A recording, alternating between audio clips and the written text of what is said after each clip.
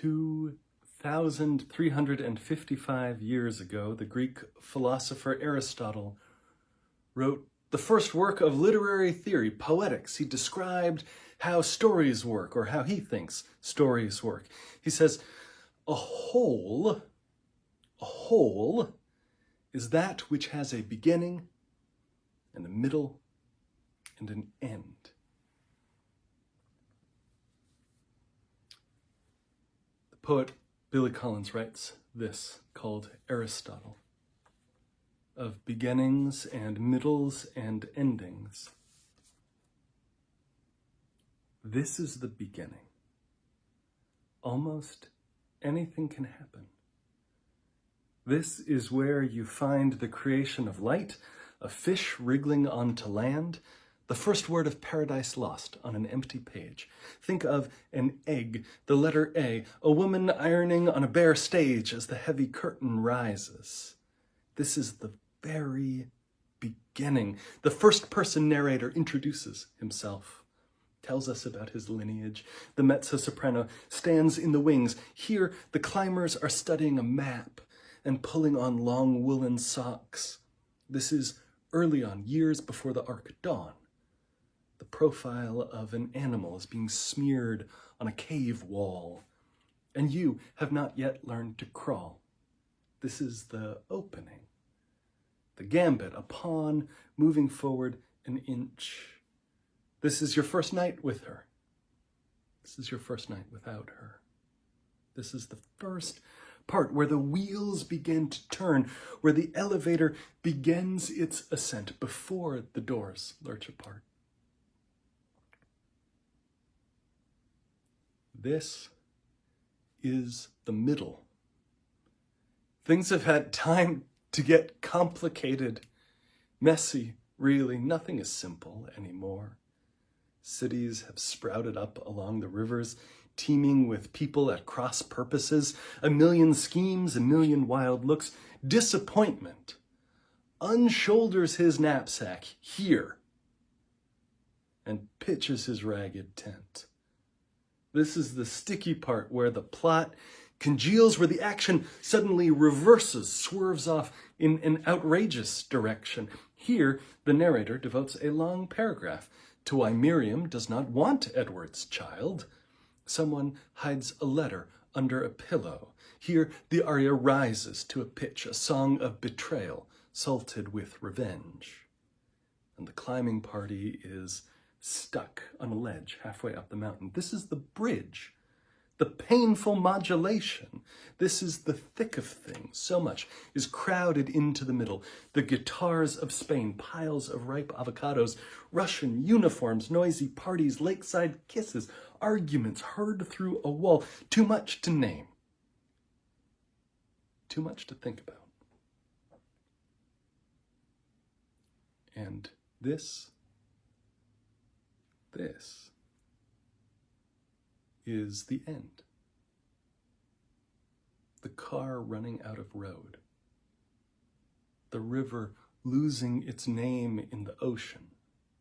The long nose of the photographed horse touching the white electronic line. This is the colophon, the last elephant in the parade, the empty wheelchair, pigeons floating down in the evening. Here, the stage is littered with bodies. The narrator leads the characters to their cells, and the climbers are in their graves. It is me hitting the period and you closing the book. It is Sylvia Plath in the kitchen and St. Clement with an anchor around his neck. This is the final bit, the thinning away to nothing. This is the end. According to Aristotle, what we've all been waiting for, what everything comes down to, the destination we cannot help imagining. A streak of light in the sky, a hat on the peg,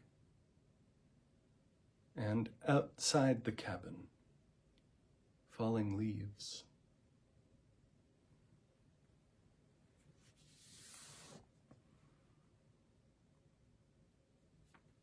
There is a beginning and a middle and an end, says Aristotle, this is what makes a whole. And then in the poetry, 2,300 years later, Billy Collins goes about simultaneously fulfilling that structure and tearing it apart by overwhelming us with too many things happening all at once. And we get lost inside the language of it. Guitars of Spain, piles of ripe avocados, Russian uniforms, noisy parties. Too much to name, too much to think about. It overwhelms. And I feel that sensation so acutely right now, right in this moment, that we're not in the middle of one clean narrative, one story that takes us steadily from A to B to C, and then a period at the end of it. It's not what it feels like right now. We're in the middle of 1,000 stories, each of them piling on top of each other until they can overwhelm health and safety and social distancing, politics and election, climate change and natural disaster, an uprising for racial justice. All of these things are at once new and at the same time just a piece of a longer story, a piece of a larger trajectory, something that has no clearly defined beginning and middle and end, but which always goes when you pull on the threads of history. They're tied into every other thread. And here we are now in the present, in the middle of a giant tangle of yarn, which is the stories not just of the larger world, but our own hearts too. And everything in us that brought us into this moment. We're in the middle of the storm. We're in the middle of a time where there are beginnings and endings and complicated middles all happening at once for us.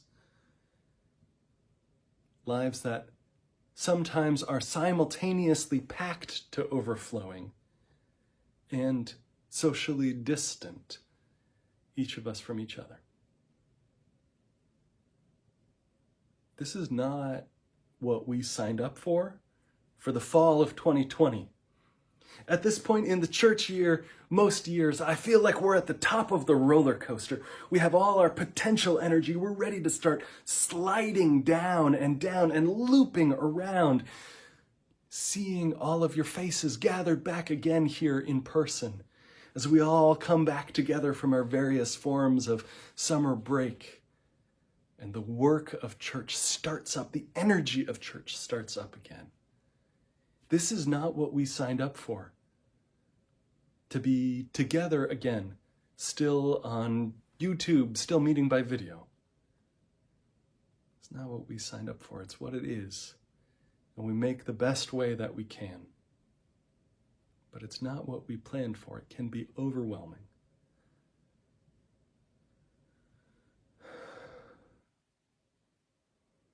My hope and my prayer in this moment, this Sunday, is to loosen, exactly as the song, the meditation, invited us to. You don't have to carry the weight of the world in your muscles and bones. Let go. Let go. You won't be swept away. It's okay to be out here in the middle of the storm, in the middle of the ocean. You won't be swept away, and you're not out here alone.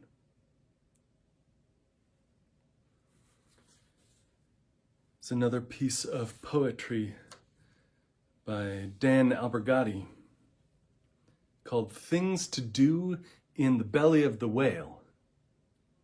I think of Jonah swallowed and waiting in darkness. And I think of all of us in the belly of the whale, each in our own way, each in our own homes, in our own pods. Things to do in the belly of the whale. Measure the walls, count the ribs, notch the long days. Look up for blue sky through the spout.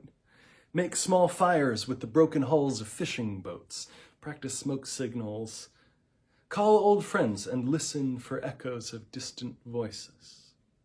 Organize your calendar, dream of the beach. Look each way for the dim glow of light. Work on your reports.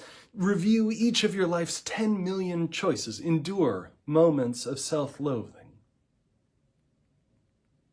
Find the evidence of those before you.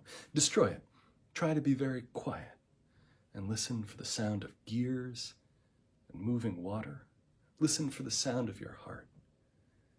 Be thankful that you're here, swallowed with all hope, where you can rest and wait. Be nostalgic. Think of all the things you did and could have done. Remember treading water in the center of the still night sea, your toes pointing again and again down, down into the black depths. Listen for the sound of your own heart. The poet says it, listen for the sound of your own heart. This is not counsel to be passive. This is not counsel to sit idly by. Listen for the sound of your own heart. This is what the NBA players did before they went on strike. Listen for the sound of your own heart.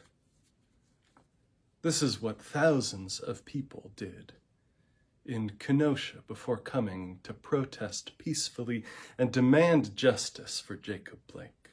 Demand real change. Listen for the sound of your own heart. When the beginnings and the middles and the ends all seem to be happening at once, piled up on top of each other, our work is to face the day and be ready for it. And we get ready by listening for the sounds of our hearts, that still small voice that calls us to be hands doing good in the world. Things feel overwhelming right now. That's okay. We're Midwesterners. We know how to leave the house in March with an umbrella and snow boots and sunglasses all at the same time, ready for whatever the day is going to throw at us. We know that the weather is going to change constantly and overwhelm us, and what we do is take ourselves out of bed and get ready, and I don't know, you throw a pair of dry socks in just in case and head out the door. It's the same sort of thing. It's a lot all at once right now. And that's okay. There's a thread that carries us through and carries us out and carries us together.